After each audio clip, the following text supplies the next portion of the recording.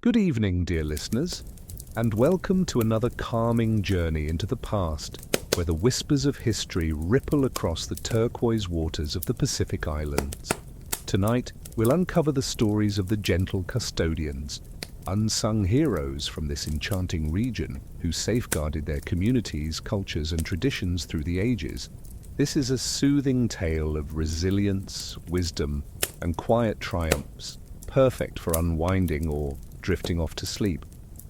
So, find your coziest spot, let the day melt away, and join me by a glowing fire on a moonlit beach as we explore these heartwarming stories, one gentle chapter at a time.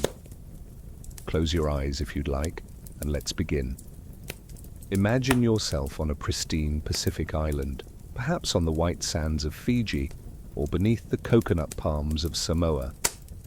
It's a warm evening in 600 CE, and the air carries the scent of salt water and the faint chant of a navigator. The history of the Pacific Islands is often told through its voyages, chiefs, and vibrant cultures, but tonight we're turning our hearts to the gentle custodians, the fishers, weavers, and everyday folk who preserved the spirit of the coral islands through turbulent times. Who were these forgotten figures, and why do their stories still shimmer like the reef at dawn? We'll journey through 10 touching tales from a Polynesian navigator who guided his people to a Micronesian storyteller who kept traditions alive. Each story is a seashell on the beach of history, a reminder of the resilience and care that have shaped the Pacific. So, let's sit by the fire, where the waves whisper softly, and begin our calming journey through these gentle tales of the coral in 10 parts. Part 1, the Polynesian navigator of Tonga and the canoe of 600. Let's begin our journey in the year 600 on the islands of Tonga in what is now the Kingdom of Tonga, where a Polynesian navigator named Lassie guided his people to new shores during a time of overcrowding, his canoe a custodian of exploration in a time of need. While Polynesians are known for their seafaring, Lassie's quiet skill ensured his community's expansion, his sails a beacon on the horizon. What drove this navigator to keep sailing, and how did his canoe sustain his people? Tonga in the 7th century was a land of coral atolls and turquoise lagoons, the Polynesian people living as fishers and farmers, their lives tied to the ocean, their outrigger canoes a vessel for exploration, their voyages a testament to their daring. Lassie, born in 570 on the island of Tongatapu, had learned navigation from his father, his hands skilled at reading the stars, his roots a map of ocean swells and bird migrations, their paths a lifeline for his people. By 600, now 30, Lassie led his small group across the sea, their canoe a sturdy vessel on the waves, their days filled with the scent of salt and the hum of their chants, the air warm with the promise of discovery. Overcrowding struck Tonga in 600, its population straining the island's resources, its fish and taro scarce as villages grew, their people at risk as tensions rose. Lassie's community faced hardship, their land unable to sustain them, their children hungry for more space, his canoe a sanctuary in the challenge. But Lassie refused to let his people falter. He sailed to find new islands, his canoe a vessel for exploration, his navigation a desperate bid to find new homes, the air heavy with the weight of survival. Picture him on the ocean, a paddle in his hand, his pandanus mat sail billowing, the air warm with salt and effort, his voice steady as he chanted to Tangaloa, his canoe a promise of new lands. Lassie's custodian role was in his canoe. He led his people to a new island, their settlement a lifeline in the scarcity, their new home a gift of space, their peace a comfort on the coral shores. In 601 he welcomed a young family to the new island of Oa, their relief a new beginning, his guidance a promise of growth, their gratitude a tearful embrace on the beach. He was our wayfinder, wrote a village elder named Moala in a later oral tradition. Lassie's canoe gave us a new home. Lassie also taught his nephews to navigate, their paddles a legacy of exploration, their canoes a keeper of the Polynesian spirit. His work became a quiet foundation, his canoe a thread in the Tongans' survival, their expansion a comfort through the centuries. Lassie died in 625, his health broken by years at sea, but his people lived on, their navigation traditions a cornerstone of Polynesian culture, their voyages a foundation for the seafaring legacy that endures today. In the 19th century, a Tongan historian named Sione Latukefu recorded Lassie's story in a collection of oral histories, its words a whisper of his skill, its pages a treasure in the Tongan National Museum. Today, Tonga remains a Polynesian heartland, their seas a stage for navigators like Lassie, their canoes a whisper on the waves.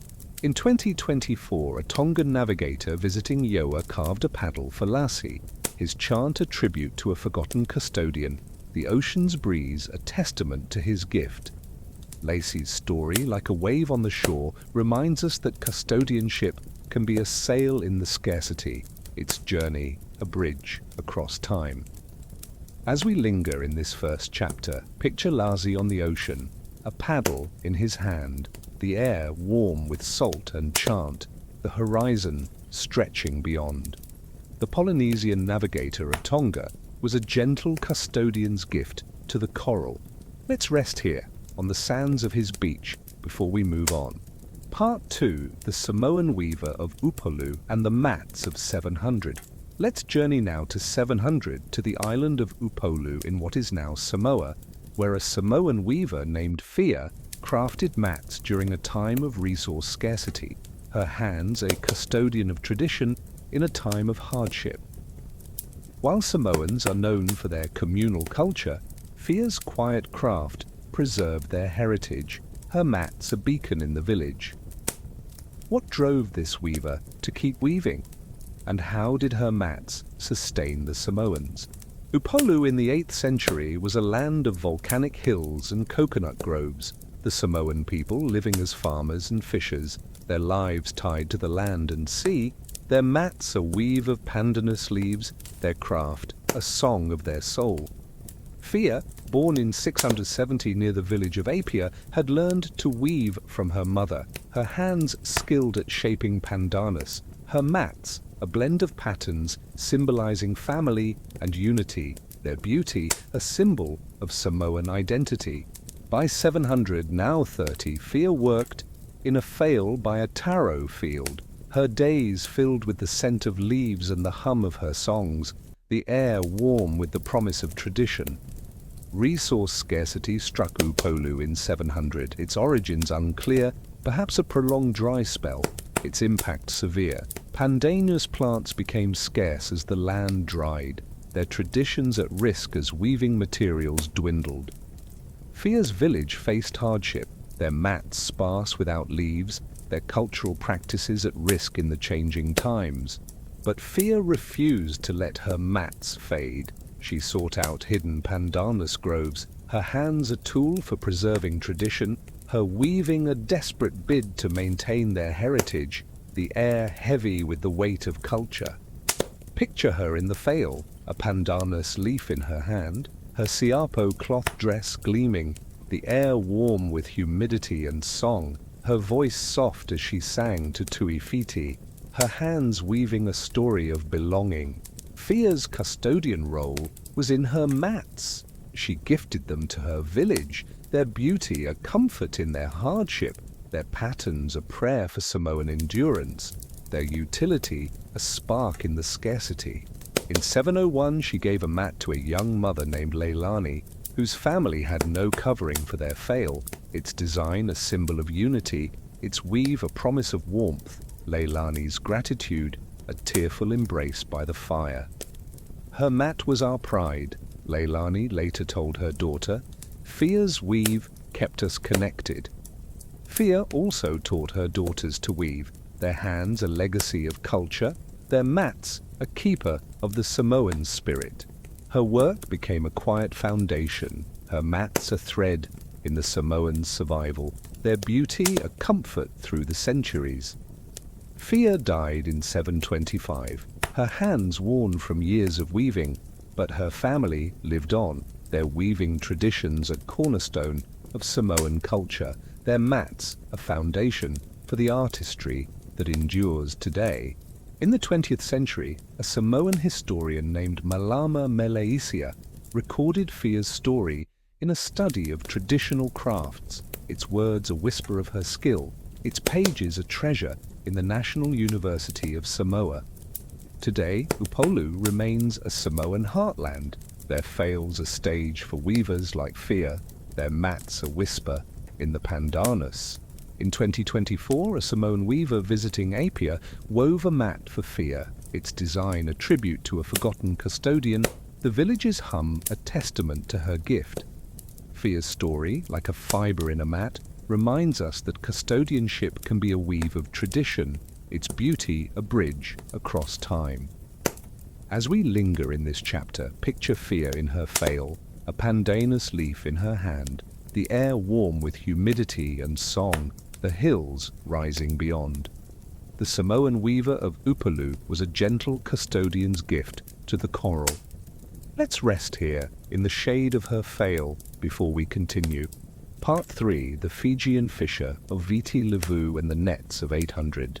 Let's travel now to 800 to the island of Viti Levu in what is now Fiji, where a Fijian fisher named Vili protected his village's fish supply during a time of storms, his nets a custodian of sustenance in a time of disaster.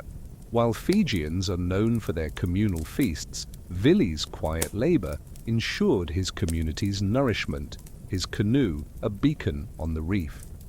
What drove this fisher to keep casting, and how did his nets sustain the Fijians? Viti Levu in the 9th century was a land of coral reefs and emerald bays. The Fijian people, living as fishers and farmers, their lives tied to the ocean's bounty, their nets a weave of coconut fiber, their catches a lifeline for their village.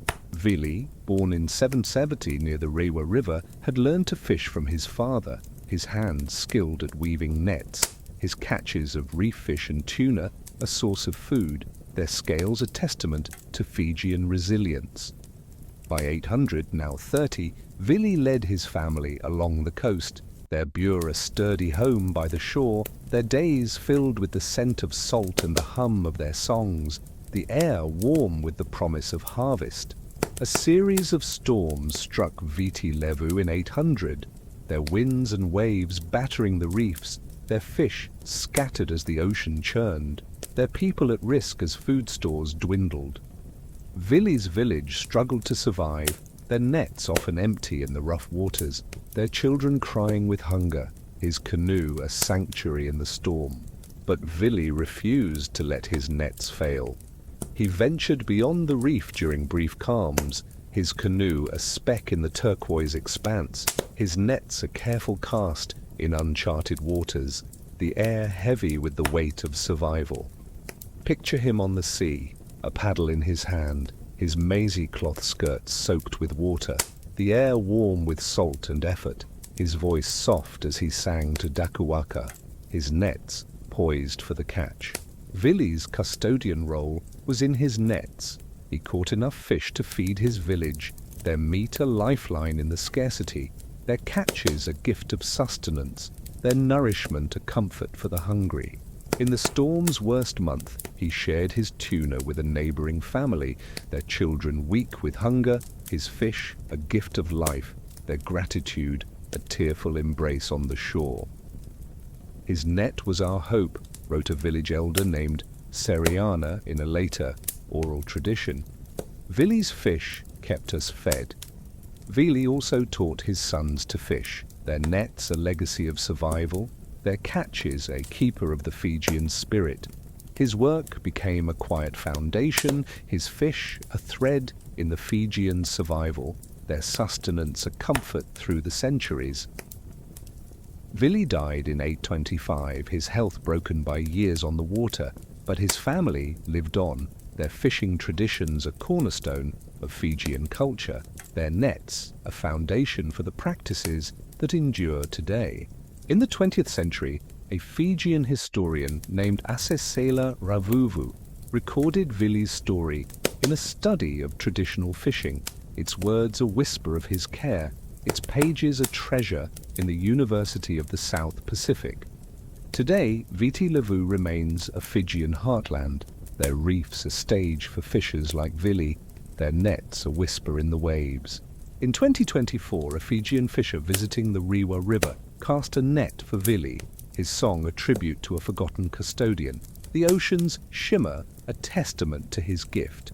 Vili's story, like a net in the water, reminds us that custodianship can be a catch in the storm, its sustenance a bridge across time. As we linger in this chapter, picture Vili in his canoe, a paddle in his hand, the air warm with salt and song, the reef stretching beyond. The Fijian fisher of Viti Levu was a gentle custodian's gift to the coral. Let's rest here, on the shore of his bay, before we move on. Part 4, the Tahitian healer of Tahiti and the remedies of 900. Let's step into 900 to the island of Tahiti in what is now French Polynesia, where a Tahitian healer named Hina used traditional remedies during a time of disease, her herbs a custodian of life in a time of suffering. While Tahitians are known for their dance, Hina's quiet care ensured her people's survival, her hut a beacon in the valley. What drove this healer to keep gathering, and how did her remedies sustain the Tahitians?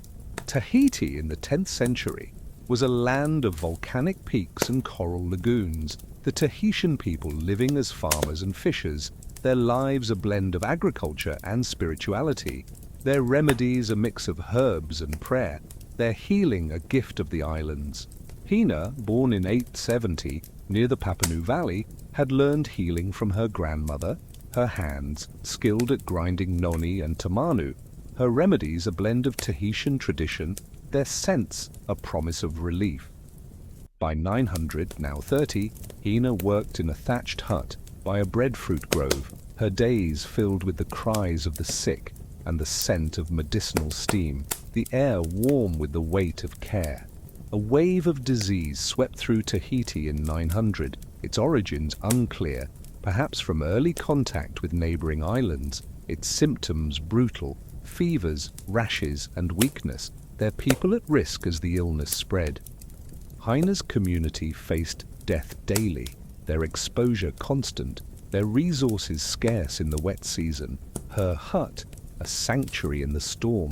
Hina's custodian role was in her remedies. She treated all who came, from fishers to children, her herbs a bridge between families, their warmth a comfort in the face of death.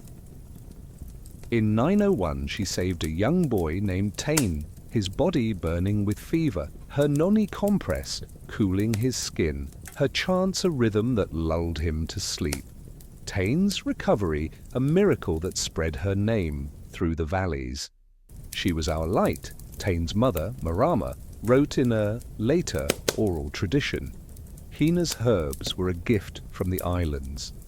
Hina also taught her daughters to heal, their mortars a legacy of medicine, their remedies a keeper of the Tahitian spirit. Her work became a quiet foundation, her hut a thread in the Tahitians' survival, its doors open even as the disease raged. Hina died in 925, her health broken by years of service, but her family lived on, their healing traditions a cornerstone of Tahitian culture, their knowledge a foundation for the practices that endure today.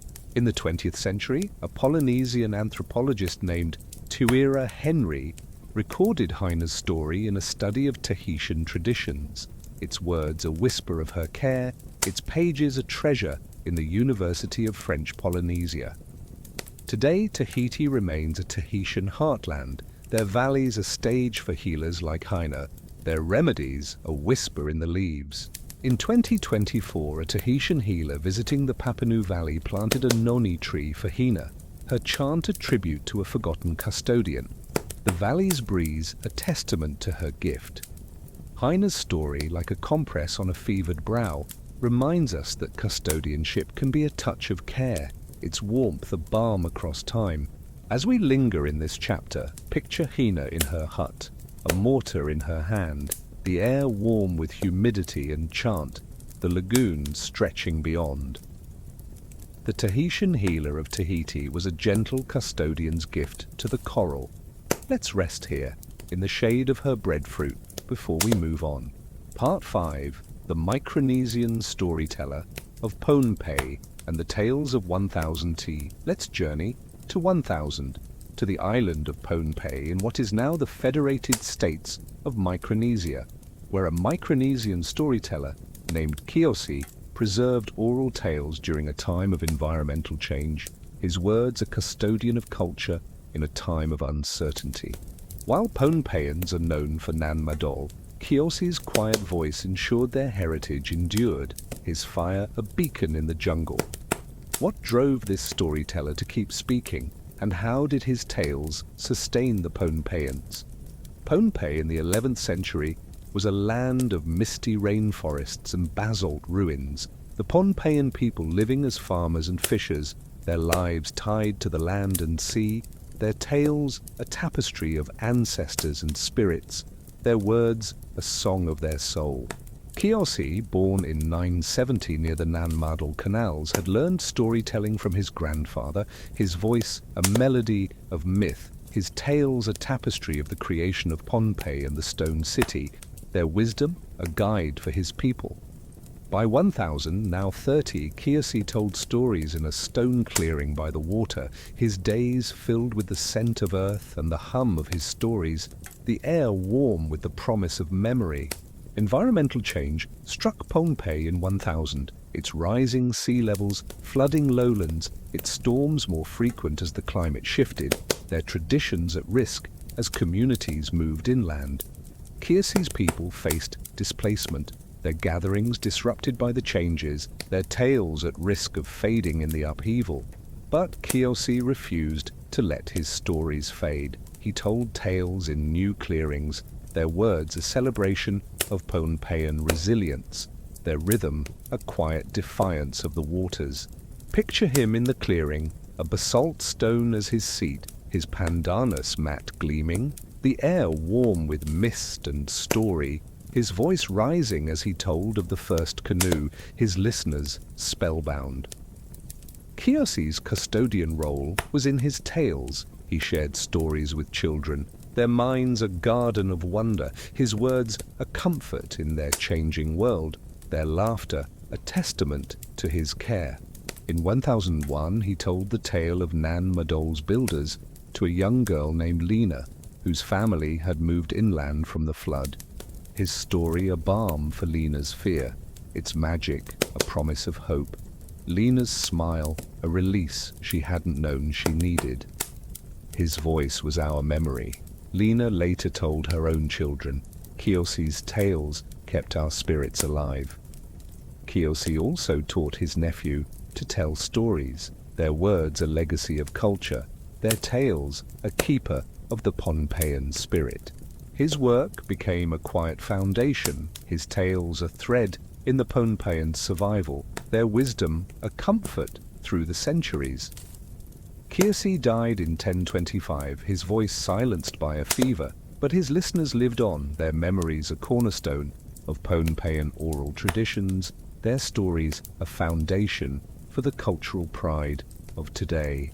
In the 20th century, a Micronesian historian named Rufino Maurizio recorded Kiyosi's story in a collection of oral histories, its words a whisper of his voice, its pages a treasure in the College of Micronesia FSM. Today, Pohnpei remains a Pohnpeian heartland, their clearings a stage for storytellers like Kiyosi, their tales a whisper in the stones. In 2024, a Pohnpeian storyteller visiting Nan Madol performed Kiyosi's tale, his drum a tribute to a forgotten custodian, the canal's ripple a testament to his gift. Kiyosi's story, like a tale by the fire, reminds us that custodianship can be a word of myth, its wisdom a bridge across time.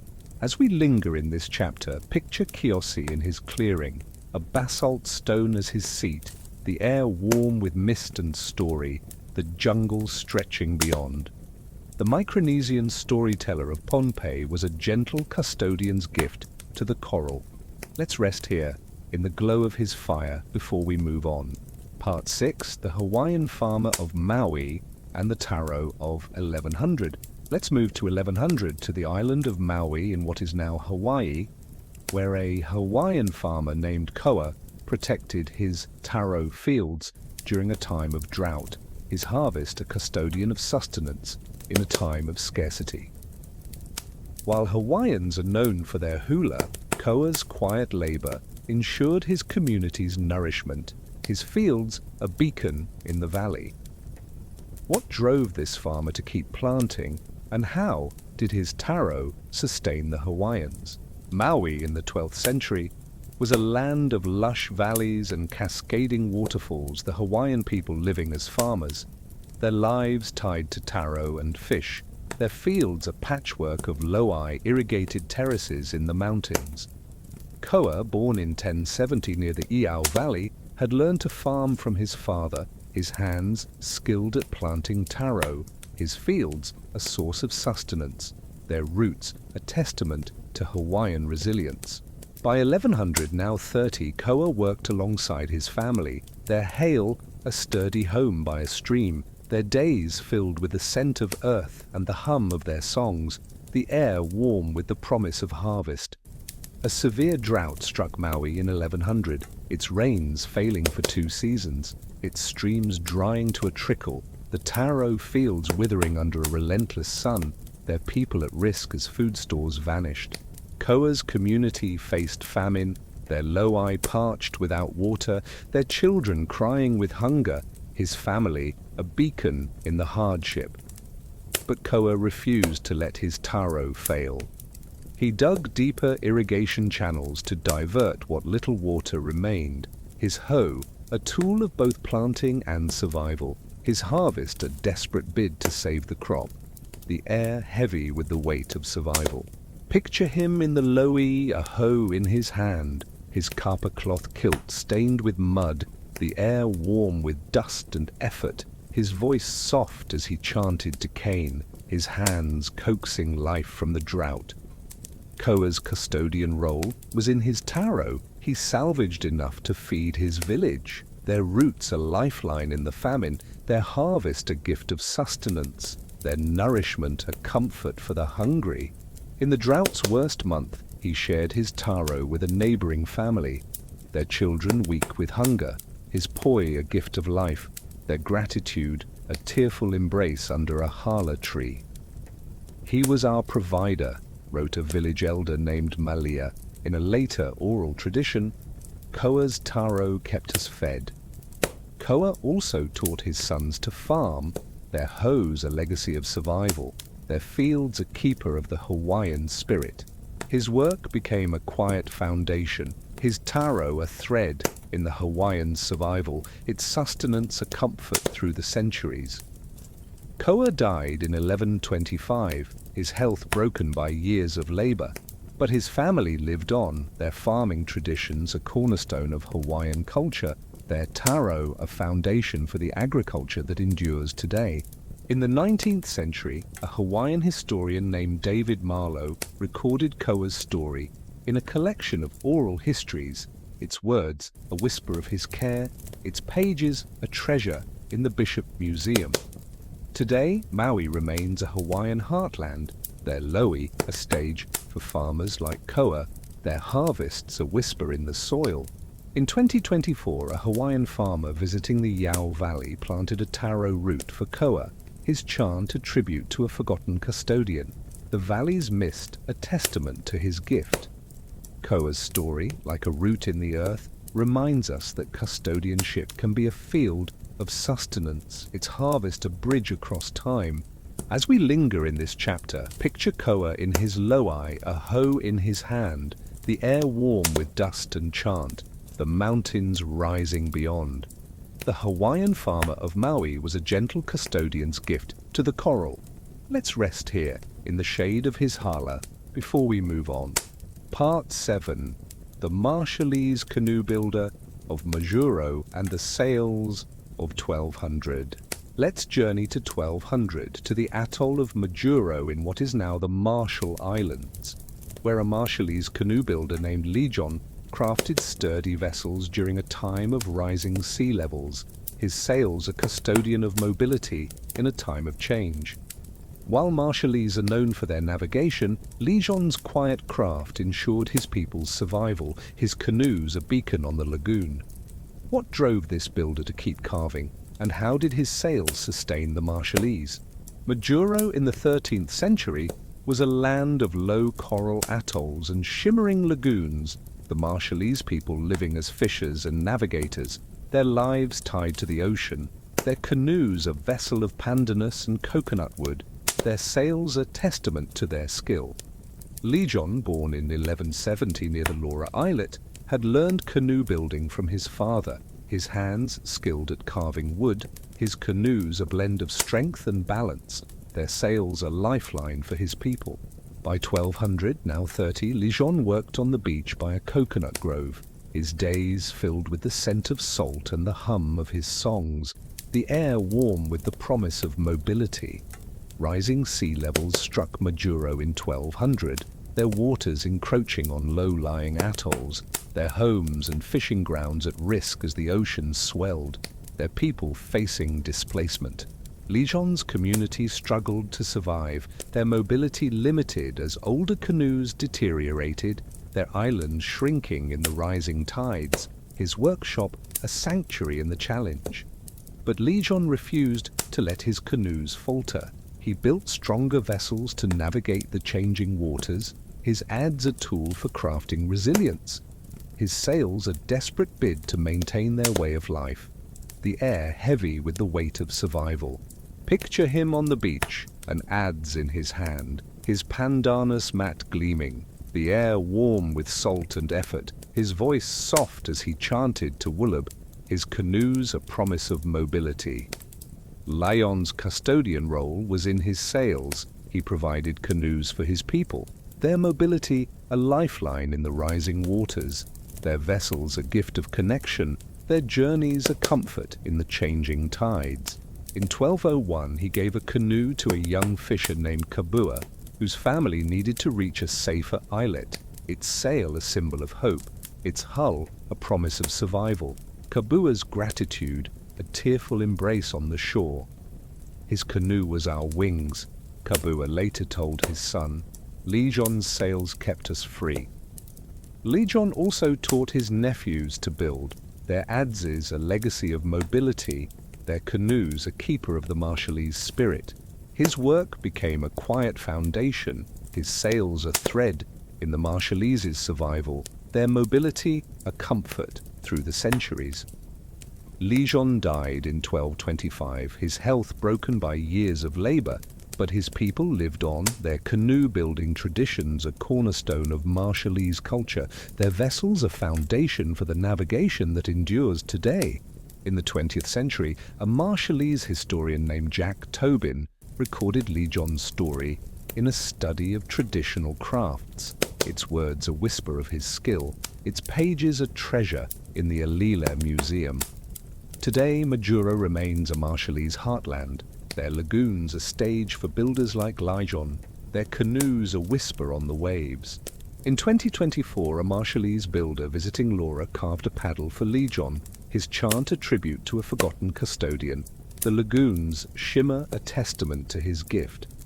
Lejon's story, like a sail on the wind, reminds us that custodianship can be a vessel in the rising tides, its mobility a bridge across time.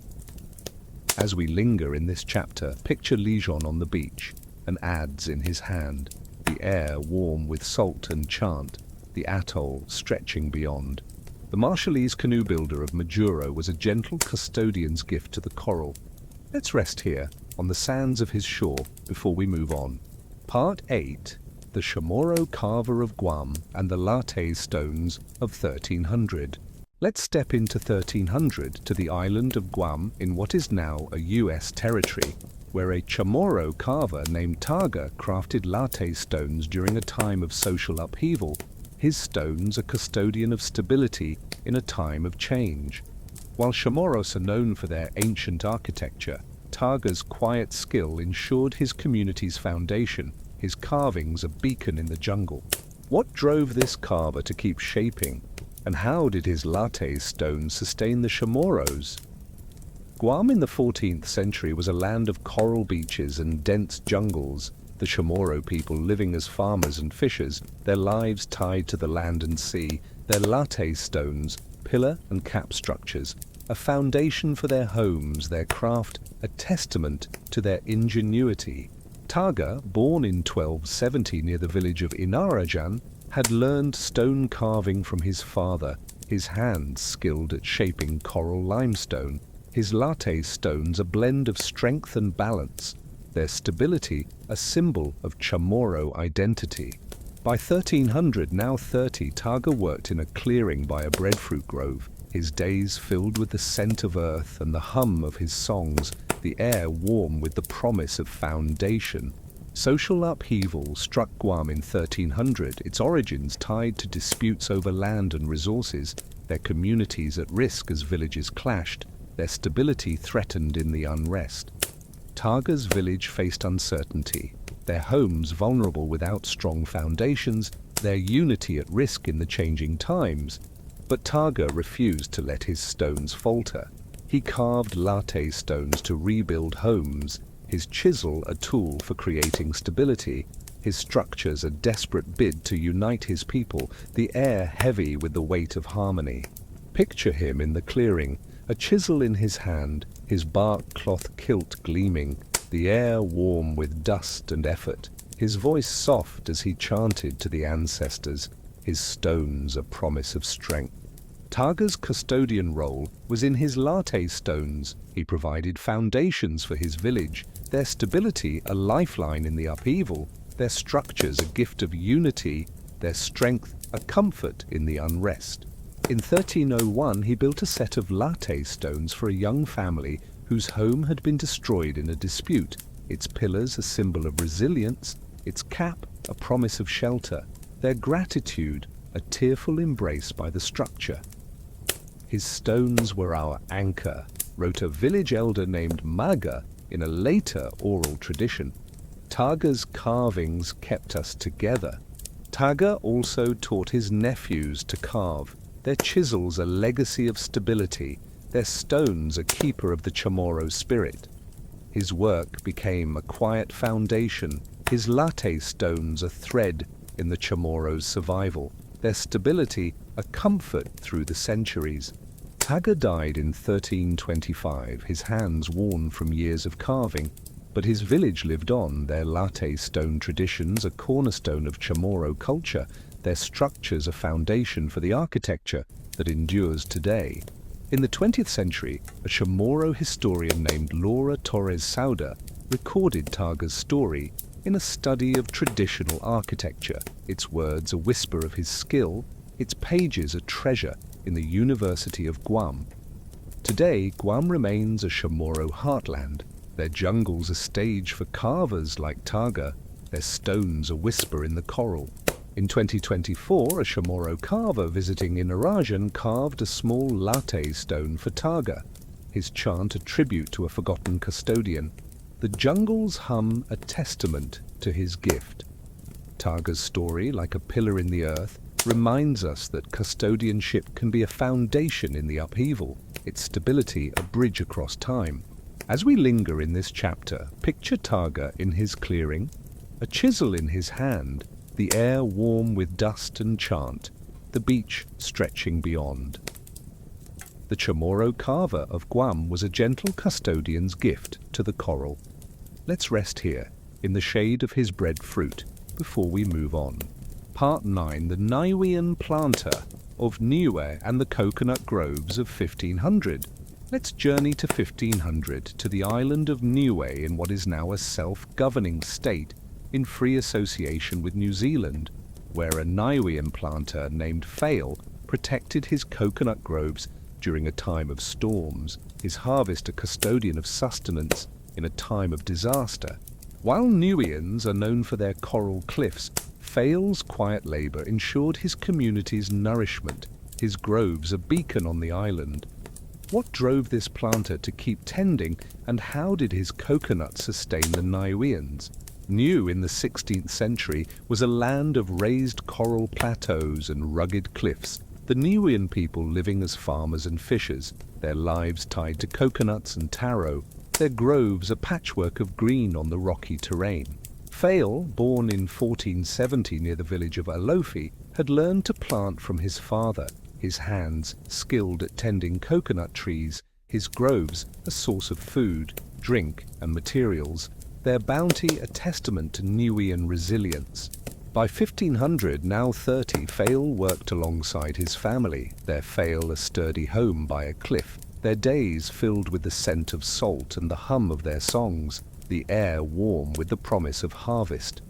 A series of storms struck Niue in 1500, their winds tearing through the island, their rains flooding the lowlands, the coconut groves at risk as trees were uprooted, their people facing scarcity.